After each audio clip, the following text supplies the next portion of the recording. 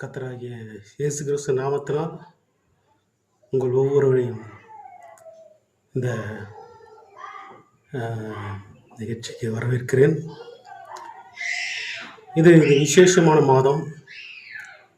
இந்த மாதம் டிசம்பர் மாதம். இந்த மாதத்தின் இயேசு கிறிஸ்துவின் பிறந்த நாளை நம்ம கொண்டாட இருக்கிறோம். இது மனமகிழ்ச்சியான மாதம். இயேசு கிறிஸ்து பிறத்த இந்த நற்செய்தியை நம்ம ஒவ்வொருவரும் அறிவிக்க வேண்டும். நம்முடைய கடமையாக இருக்கிறது. இன்றைக்காக ஒரு வசனத்தை நம்ம வாசிப்போம். ஆண்டவர் தாம் இந்த வார்த்தையின் மூலம் நம்மளோட இடைப்படுவாராக. இந்த வார்த்தையின் மூலம் அவர் தமது அன்பையும் அவர் தமது வல்லமையை வெளிப்படுத்துவாராக. ஆமென். இன்றைக்காக நம்ம வாசிக்க தெரிந்து கொள்ளப்பட்ட வேத பகுதி இந்த மாதத்துக்குரியதான ஒரு முக்கியமான வேத பகுதியாக கூட இருக்கலாம். ஏனென்றால் இயேசு கிறிஸ்து நமக்காக பிறந்தார் என்பதை மகிழ்ச்சியோடும் நம்ம சந்தோஷத்தோடும் களிக்கூறுதோடும் அதை நம்ம அதை சுவிசேஷமாக நற்செய்தியாக அறிவிக்க கடமைப்பட்டிருக்கிறோம். இன்றைக்காக ஒரு வசனத்தை வாசிப்போம்.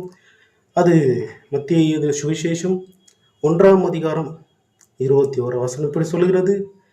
கர்த்தருடைய தூதன் யோசேப்பின் சொப்பனத்தில் இப்படி பேசியிருக்கிறார். அந்த 21ஆம் வசனம் இப்படி சொல்கிறது.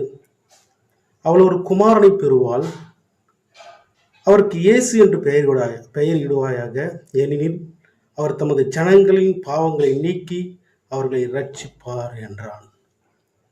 ஆனால் இங்கிலீஷ் பைபிள் அப்படியாக சொல்லுது, she will bear a son and you shall call his name Jesus, for he will save his people from their sins. அவர் இந்த இயேசு கிறிஸ்து இந்த உலகத்திற்கு வந்ததின் நோக்கம் என்னன்னு பார்த்தா, அவர் சுய இச்சையாகவோ சுய காரியத்தை செய்யவோ இல்லை உலகத்தின் இன்பத்திற்காக அந்த பூமிக்கு வரல. அவர் சொல்லப்பட்டிருக்கிறது தமது ஜனங்களின் பாவங்களை நீக்கி அவரை ரட்சிப்பதற்காக வந்திருக்கிறார். English says like that, for he will save his people from their sins. அவர் அந்த பாவத்திலிருந்து சின்லிருந்து மீட்கிறான் தேவனாக இயேசு கிறிஸ்து இங்கே பிறந்திருக்கிறார் அப்படின்னு சொல்கிறார். இந்த காரியங்கள் எங்கே நடக்குதுன்னு பார்த்தோன்னா, யோசேப்பின் சொப்பனத்தில் பேசுகிறார். இதுக்கு முன்னாடி காரியங்கள் நிறைய இருக்குது. முன்னாடி வசனங்களை பார்க்கும்போது நம்ம அதற்குண்டான விளக்கத்தை நம்ம தெரிந்து கொள்வோம். ஆனால் 20ஆம் வசனம் சொல்லுது, தேவதூதன் யோசேப்பின் சொப்பனத்தில் வந்த காரியத்தை சொல்கிறான். அவள் ஒரு குமாரனை பெறுவாள், அவர் இயேசு என்று பெயரிடுவாயாக, ஏனெனில் அவர் தமது ஜனங்களின் பாவங்களை நீக்கி அவர்களை ரட்சிப்பார். for he will save his people from their sins. நம்முடைய sins, நம்முடைய பாவங்களை நீக்க அவர் மனிதனாக பிறந்தார் என்று யோசேப்பின் சொப்பனத்தில் தேவதூதன் இப்படியாக சொல்லியிருக்கிறார். அதுக்கு அடுத்த வசனம் சொல்லப்படுகிறது. 23ஆம் வசனம் சொல்லப்படுது, அவள் இதோ ஒரு கன்னியை கர்ப்பதியாகி ஒரு குமாரனை பெறுவான், அவருக்கு இம்மானுவேல் என்று சொன்னான்.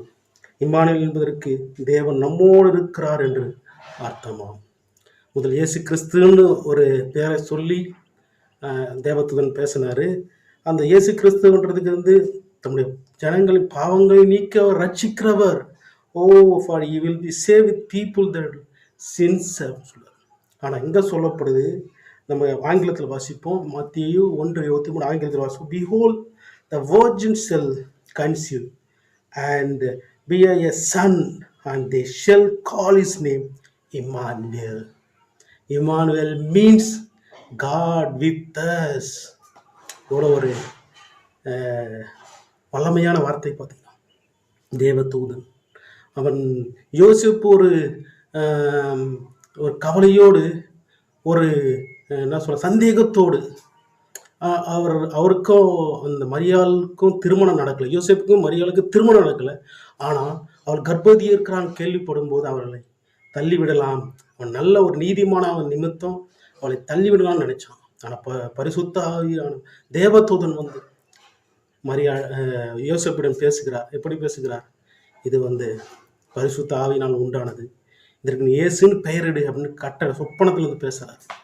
ஆனா 2வது வருஷம் அவர் யாருங்கன்னா, நம்ம பாவங்களை நம்ம அநேக பாவங்கள் நம்ம செய்திருக்கோம். நான்லாம் இந்துவா இருக்கும்போது எனக்கு இந்த ரட்சிப்பின் அனுபவம், இந்த பாவத்தை குறித்து அந்த பயமோ, பாவத்தை குறித்து ஒரு ஒரு அருவருப்பே கிடையாது. பாவம் ஒரு பெரிய காரியம் இல்ல. அது ஒரு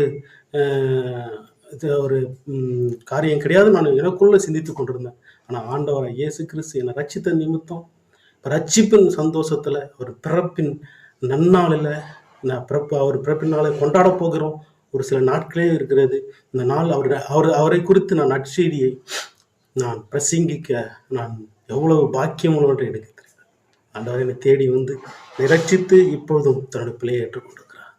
அந்த வசனம் சொல்ற மாதிரி, ஓ இம்மானுவேல், அதோட அர்த்தம் Emmanuel means God with us, God with always with as.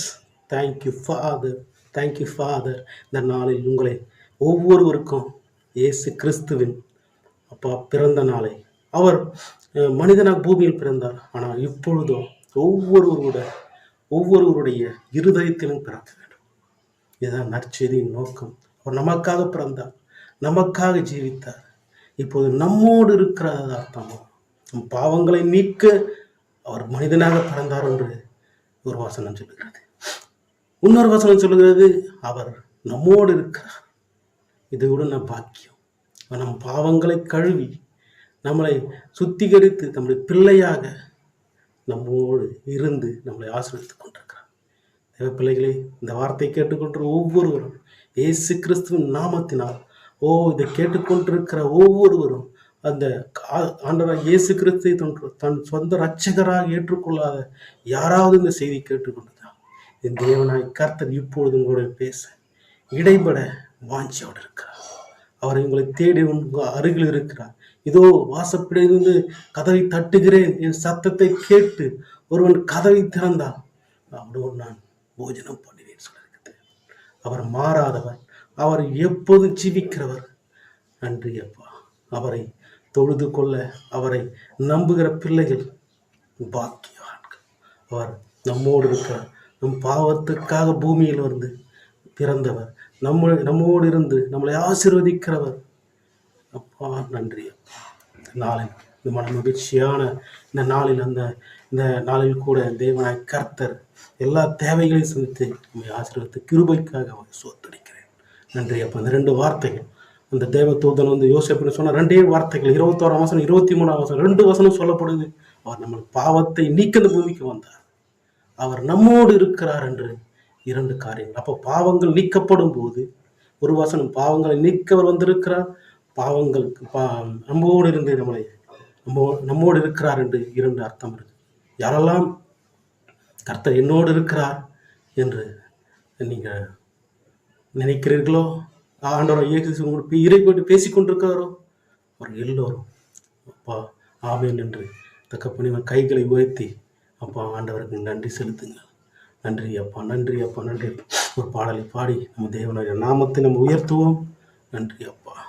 அன்பான தேவன் என்னோடு வருவார், அது போதும் என் வாழ்விலே.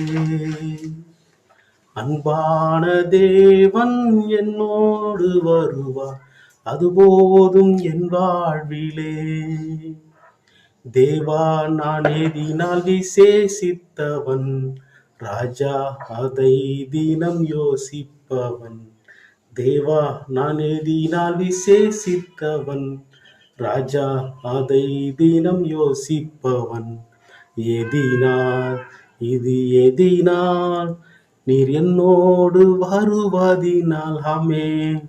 எதினால் என்னோடு வருவதினால். ஜெபிப்போம். எங்களை அளவுக்கு அதிகமாக நேசிக்கிறேன் எங்கள் அன்பின் பரலோக தகப்பனே, அப்பா அந்த ஆசீர்வதிக்கப்பட்ட மாலை வேலைக்காக உண்மை சோத்தரிக்கிற ராஜா. அப்பா அதை பார்க்கிற இந்த காணொலியை பார்க்கிற ஒவ்வொருவரும் அப்பா நீர் அப்பா அவர்களோடு இருங்க, அவங்க பாவங்களை மன்னிங்க ராஜா. அப்பா அவர்களோடு இருங்க ராஜா. இம்மானுவேல் அவர் கூட ராஜா. இயேசுவா பாவங்களை மன்னிங்க ராஜா. அப்பா நன்றி அப்பா, நன்றி அப்பா. Thank you father. Oh, thank you, Jesus. Oh, you are my Savior. You are my, oh, thou shepherd, Daddy. I will praise you. I will praise you. I will praise you, Daddy.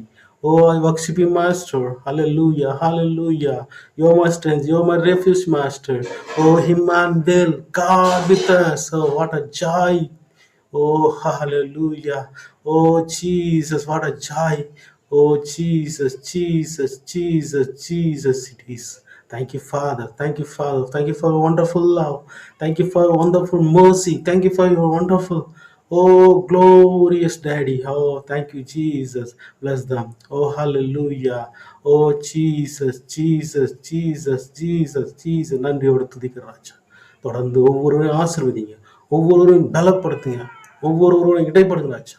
அப்பா இந்த 4 நாள் ராஜா, அப்பா இயேசு கிறிஸ்து ஒவ்வொரு இருதயத்தில் பிறக்க வேண்டுமா கூட அப்பா ஜெபிக்கிற ராஜா. எல்லா துதிகனமும் மகிமை சோத்திரம் ஒருவருக்கே செலுத்துகிறோம். இயேசுவின் மூலம் ஜெபிக்கிற நல்ல ஜீவனுள்ள தகப்பனே, ஆமென். ஹல்லேலூயா. அந்த இந்த வார்த்தைகளை கேட்ட ஒவ்வொருவரையும் ஆண்டவர் ஆசீர்வதிக்க போகிறார். உங்களுக்கு என்னுடைய அட்வான்ஸ் மேரி கிறிஸ்மஸ் வாழ்த்துக்கள். ஓ மேரி கிறிஸ்மஸ் வாழ்த்துக்கள். மறக்காமல் இதுக்கு சப்ஸ்கிரைப் பண்ணுங்கள், கமெண்ட் பண்ணுங்கள், ஷேர் பண்ணுங்கள். நம்முடைய இயேசு கிறிஸ்துவின் நற்செய்தியை ஒவ்வொருவருக்கும் கொண்டு செல்ல தேவனாய் கர்த்தர் உங்களை பாத்திரமாக மாற்றும். கர்த்தர் உங்களை ஆசீர்வதிப்பார். God bless you, all of you. Thank you, thank you, thank you, thank you.